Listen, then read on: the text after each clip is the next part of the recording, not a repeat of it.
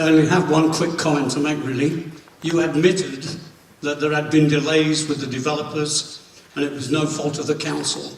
Yeah, and you said you had to give them a kick up the backside and then they started doing things. Why wasn't the kick up the backside given 3 years earlier?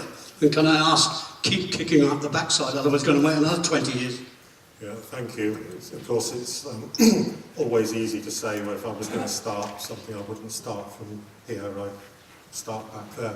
Yeah, clearly there were discussions going on with the landowners, but there was very little action from the landowners, and that is why we eventually lost patience, did what we did, and arrived at where we are today. But yeah, you know, we could always say we would rather we hadn't started from where we did start. But at least now we've certainly got some action from them. Last one.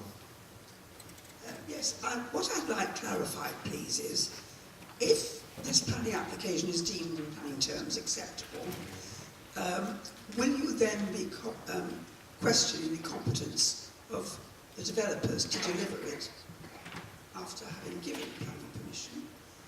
If the planning permission is refused, it's open to them to appeal. Yes. So that's going to go into a huge, long, lengthy time. So I can see a very muddled picture emerging, and I'm not quite clear still where you stand. Where we stand is we want a credible development partner for the council, and we are still pursuing that, and we will appoint the development partner by the end of the year. And that is a process that we are following. If, in the meantime, a planning consent is given, this time in outline, apart from the bits which are being dealt with in detail at the moment, and the developers are able to get on with it. Currently, of course, they can't, because half the site they don't control anyway, so they're not capable or competent to sign up to legal agreements that they cannot possibly fund for building on land which they don't control. And in fact, the plans you might have seen also have a few little holes in them, quite literal holes, where the red line does not go around the entire Welborne boundary. In fact, there are some gaps within, and there's also in the north-east corner a chunk of land which is not in the Welborne plan, which is allocated countryside, which they've included in the red line. So there are a number of issues which have to be gone through.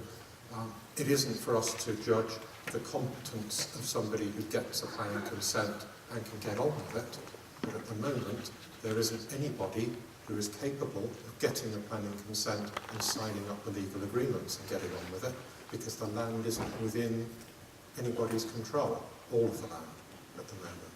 So yeah, it might be slightly muddled, probably more than slightly, but that's why we're still pursuing our strategy of getting a development partner and, as a last resort, compulsorily purchasing the land. And that would see development in 2019. This, with a fair wind, would see development in 2018.